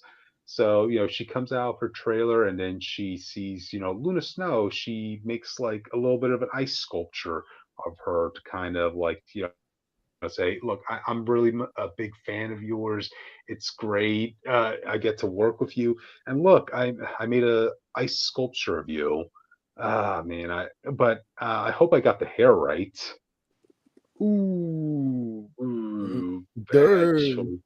Bad choice of words. Like nobody knows Dazzler is balding. All right, Lunaso was just referring to her ice sculpture. Like, hopefully, I got your hair right in this sculpture. And but of course, Dazzler's like looking at this, saying, "What's that supposed to mean?" And then she ends up slipping on the ice that's on the floor, and she ends up shooting some of her powers around. And dang, this was not a good first impression, audience, Mm, to be making with your idol. no. Um, yeah, Dazzler ends up screaming at her. Look, I'm so done with this right now. And yeah, Luna Snow ends up fighting back, saying, "Okay, you're okay. You know what? Hey, I used to download your music when I was a kid. Like, let's not turn this to divas, the contest of divas, all right?" So, yeah. Anyway, but they all end up coming together because this one band comes out. They're like let me see if I can find their names, right? Anyway, they're an evil band. They're called the Deep Void, so they were looking to hijack. Wait, is Uh, this Jim and the holograms versus the Mystics? The uh, Misfits, first of all, The and Misfits. yes, it literally We, is. we are the Misfits. Our songs are better. We are the Misfits. The Misfits. We're gonna get um, Jake, if the Jim! Mystics, if the It's Mystics literally had the Gem and the power, Holograms, Jake. It is Gem and the it. Holograms. yeah, well, Jake, if if the Mystics can open a black hole in the midst of their Misfits. concert, Yeah, then I yes, said Mystics on accident. Misfits. Okay, if you say them, if you're telling me the Misfits can open a black hole during their music, then yes, that's a shot at them because that's what this It band is depends on the doing. music video, to be honest with you. Gotcha. But anyway, don't think about this too much, but like apparently they're using this opportunity to kind of take over a world or whatnot, right? So of course, Luna Snow comes in, tries fighting him off. Even Dazzler comes in. Damn, I wish I could have brought up her picture of her costume. She looks pretty good in this costume. It's like a black version of her famous disco costume. Oh, like with Well, a I would gold love to star see and it, but chest. I can only see a poor woman in bed suffering with female pattern baldness, or maybe alopecia. Who knows? Yeah. Yeah, yeah. Uh, it's so hard and tedious to bring up so many pictures, audience. All right, so cut me some slack. Hey, at least I sent mine like beforehand. So And at least I read this witch beforehand. So yeah, hey, yeah, don't fucking judge me. I have a yeah, lot of things going on in my life. gotcha. But anyway, Anyways, the so wizard. at the end of the day, like they were able to beat them. There was like this one neat combo attack between Dazzler and Luna Snow, right? Where Dazzler makes an ice sculpture, a full body ice sculpture of of Dazzler, and Dazzler uses her powers to on that statue to kind of amplify her light powers to defeat the bad guys, right? But unfortunately, in the midst of this, her wig falls off, and yeah, you see the camera, the drone cameras all recording this. Luna Snow comes in, tries to comfort her, like we're all in this together, this and that. So you're still an idol to us, and yeah, the concert commences. Let me at least bring this picture up. Yeah, they all come together and continue the band. And oh yeah, they even had Spider Gwen in the background as the drummer for this. So yeah, I have a happy question, she got Jake. to be part Hey, of this. Jake. Is Yeah. this Hmm. also blurry for you, or is it just me? No, it's just you. Okay, Yeah, cool. Just checking. gotcha. I mean, I like Dazzler costume here. She looked cool. So yeah, yeah, it I mean, was a from what I decent can enough see, I do issue. like it. Yeah. It was a decent enough issue. I mean, again, I just want to support Luna Snow whenever she pops up, this and that, Fun fact: she only has like 30 something appearances in comics. and I have each and every one of them, which and Good to fucking know that you have the money to spend. Fuck you. and there was this one thing at the end that I couldn't find. Right? Apparently, they decided to write lyrics for a song, but it's on. an app called Boom Bap. It says listen now and on Boom Bap, but I just couldn't find the actual song when I was searching that up. Is it Yeah, a I kind real of think website? it's an app, or yeah, it is some website of some kind. Again, I don't do this whole Spotify thing, so Hold on, what is it have called nothing. again? Boom Bap. It says listen now on Boom Bap. The lyrics are by Jason Lowe and Alison Blair. It's I don't saying the know if this is song. real. Yeah, it's saying the song is 3 minutes and 5 seconds long. There are actual lyrics here. I was trying to find that audience, but I couldn't. So It's just the yeah, Gems theme song. might be, Jeff, might be, Yeah, music's might be. contagious, outrageous. outrageous. Jeff is my Gotcha. Hidden gems here, audience. Hidden gems. You All know right, what, but Jake? yeah. That's what we gotta do next time. We gotta watch more Gem and the Holograms. There we go. Mhm. But all right then. Yeah, that's pretty much it for this issue, audience. Yeah, get it for the Luna Snow variant, and you know what? Dazzler has a really awesome variant of hers too. I didn't see any variants of that other chick. Just want to point that out. So yeah.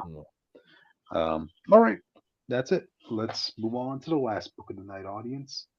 So we're talking about Deadpool number 13. Hey, Jake, why Yay! does Cryptic get 2 Deadpool books this week? I just caught that. I was like, did we just do a Deadpool book or something? I don't. Yeah, it was the first one, Oh, and now we're on the last book, and mhm. it's Deadpool again. Hey, Well, I mean, be I get two thankful. Sonic books a month sometimes, Hey, so hey, it's all good. be thankful I spared you guys from that Poolomedy book. You know that was bad. But we still gotta kill the Marvel Universe again book. Yep. And here we have Deadpool having to kill a guy named Death Grip. So, alrighty, we cut back. We cut to this book. This was after that whole what was it, Bad Blood event that Deadpool had a crossover with Miles, right? So yeah, Deadpool now has a sword, a god level sword that could kill Death Grip. So yeah, that's good to know. We open up with Death Grip's temple and all his followers as he's killing all of them, and they're Me all like, too. "Wait, yeah." They're all like, "Wait, what's going on, Master? Why are you doing this? Like, we followed your teachings. We taught everything. We learned everything from you. We were good to you. We did everything you wanted." And that's what Death Grip is like. Yeah, you did do good. So this is me rewarding you all with the best reward of all, eternal rest. Oh, Damn. fuck, They don't fuck, even get beep benefits? What you. is that? I know, beep you, man, beep you. Eternal rest. Damn it. But nah, Death Grip starts realizing, yeah, but despite him giving them their reward, he's starting to realize, yeah, maybe I am going a little far. Maybe fusing myself with that Muramasa blade wasn't the best of ideas to do. I kind of seem to be going a little bit haywire right now. But You think? regardless, yeah. But regardless, we cut back to Deadpool as he goes to Canada to go meet Wolverine. Yeah, they have some back and forth banter, specifically because Deadpool, yeah, kind of feels that Wolverine is partly responsible for the predicament that he and his daughter are in right now, because the Muramasa blade that was used to kill Deadpool was had part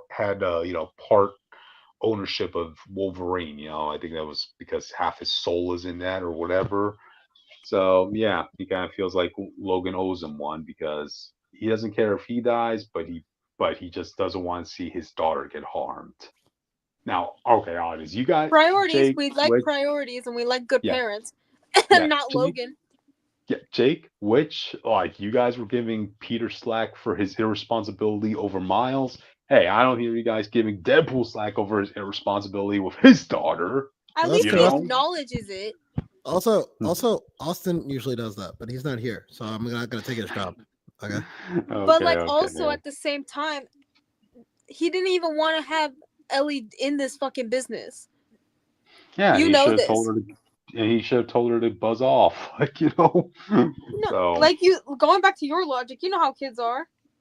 Okay. So it's acceptable in this case scenario, but it's not acceptable in Spider Boy scenario. Okay, I see It's not okay how you with guys are playing either of this. them, but still, Yeah, okay. at least like Oh, Wade cares enough about his fucking kid to be like, hmm I don't know if this is a good idea, and also no yeah. fucking killing people.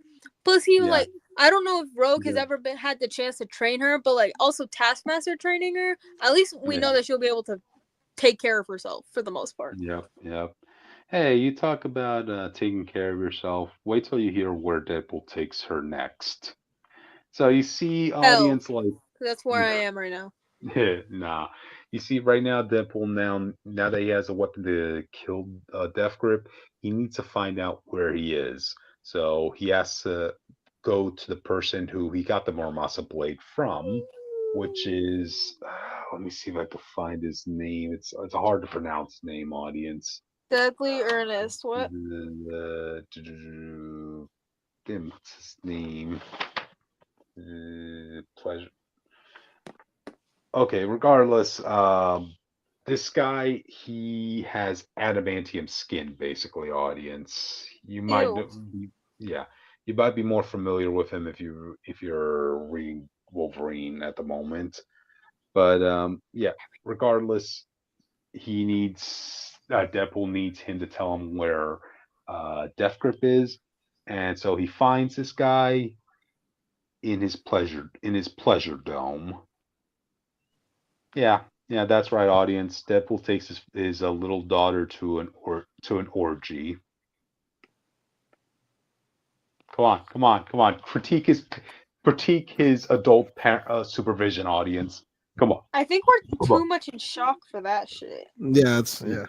What you want from me? Uh, But then again, yeah. this is the same girl who's into a kid like twice her age, so I guess hmm I guess she But gets it from anyway, all the strippers she sees. oh God. Yeah, but Keep in okay. mind, Oh, his name. I trust the His stripper name. more than I trust most people. Okay, I like. Gotcha. By the way, his name is Araki, by the way. A mutant with adamantium skin. That's his power. So, anyway, Araki welcomes them and like he said, "Oh, okay. So you want the information? Okay, but yeah, you could get it, but first you have to fight me in a fight." You see, I would like you guys to know what my favorite form of pleasure is. It's actually pain and wanton violence. Oh, fun masochism! Uh, Yay! yeah. I guess he just tries whatever he can since you have an adamantium skin, so I guess you could go all masochist as much as you want in this situation, which you know Yeah, make me I know feel. about Diamond Lil. Yeah, Yeah. He's probably like, make me feel something, you know. Damn. kinky. Yeah. Ooh. Yep. So the fight commences between Deadpool and Araki. Yeah, it's a pretty one-sided fight since you remember Deadpool's healing factor is only half as good now. There does come this one part though I gotta bring up. Like they are dual locked sword on sword, right? And Deadpool saying, "Ah, okay, maybe it's a gapping chest wound talking, but if we weren't trying to kill each other, you're actually kind of my type." And Araki's like saying, Wait, who was honestly, telling Araki this? Deadpool. Okay, I'm And just uh, checking. Thank you. and Araki's saying, yeah, honestly, same. Oh, Make out. Keep are we make going out. kiss? Are we going kiss? Is this going to be a Can you not do classic it? Can enemies you to have your daughter lovers? leave the room before you guys do that? Yeah, and Araki's actually saying, "Oh, absolutely." But you've caught me on an off day, so he punches him with his sword. And I kind of like Deadpool's dialogue here saying, dating as a single parent is a pain in the ass. Like, okay, yeah, I'll cut Deadpool that slack. Luckily, he always carries an emotional support kunai with him. So yeah, I won't go into all the details of this fight, but That guy was like, oh, like beats him with his sword or whatever, like the sword, no puns intended. That's not a euphemism for anything. He's like, and here's my number. No, definitely. But overall, this fight ends with like Ellie stepping into the ring, and she uses that god sword to cut open a wound on Araki. So he's like, "Oh, you actually made me feel something. So all right, I'll give you the address to where Death Grip is." So he writes a message on a piece of paper and gives it to Ellie, and she's saying, "Whoa, why is this so sticky?" Ew. What audience? What do you think he wrote with?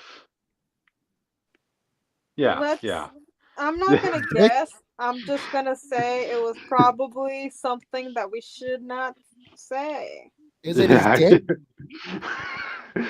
uh, hey, he uses all parts of his swords, apparently, audience. So, but this is an orgy party after all, and I doubt there's ink anywhere, right? You know, There's what's probably like food a in pen orgy? to sign something.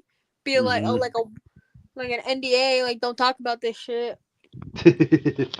I'd like to checkmate's comments. That's uh freak pool. No comment. Yeah. Again, and keep The this in mind, audience. Pinar, guys. It's And keep it, Pinars. yeah, and keep this in mind, audience. This is Deadpool taking his 14-year-old daughter to a place like Why this. couldn't he just have her outside? I know. Hey, can you control kids and make them obey you? Nah. Yes, I've done it before. Be like, Okay. hey, don't do that. I'll do this if you do that. Gotcha. But anyway, so we cut. So they get the information and they go to Death Grip's location. Now, keep in mind, this is Deadpool, his daughter, Princess, and Taskmaster all in one, all going to kill this bastard, right? But you see, Death Grip has actually been experimenting more with his powers. I glossed over this, but right, so you see him doing more stuff with his energy now, right? He pretty much goes Gatling gun with his energy fists, this and that.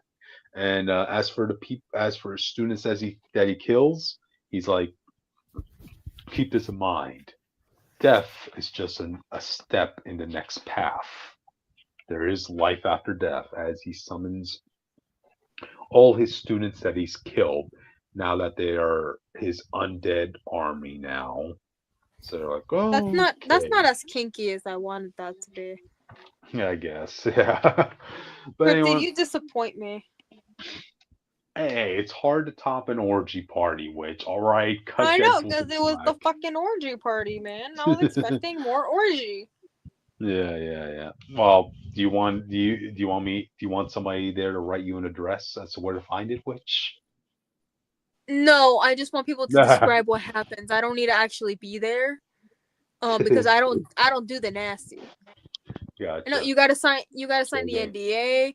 You gotta like write you gotta sign where that you won't sue the place if something happens to you. Gotcha. You Oh, by the know, way, like getting turned well, into an undead zombie. not. To be frank, this is Death Grip's temple, right? That's a separate place from the orgy place. So It's yeah, still in the same yeah. facility as the orgy place. I don't know what the Uh, fuck to tell you. no, they teleported to a different part of the world. That's where he was That's hidden. what they all So say. yep. But yeah, that's really it, audience. That's it for the issue. I guess we'll see what happens next time in the fight between Deadpool and Death Grip. But all I Yeah, know now is all I know is no matter who wins or loses, it doesn't matter. that- I'm gonna go does to sleep anybody after this. does anybody really lose in an orgy? Really? Me, Ask yourself because I don't do that. Exactly. Mm-hmm. Gotcha. But anyway, audience, thank you for joining us. Thank you, Checkmate, for joining us as we were talking about the books. We hope to see And you all next time, you know? Yeah, we'll get see you So, some next week. sleep. Go sleep. mhm. Yeah. But Yeah. yeah, no, but Sonic X is so great. Like, listen.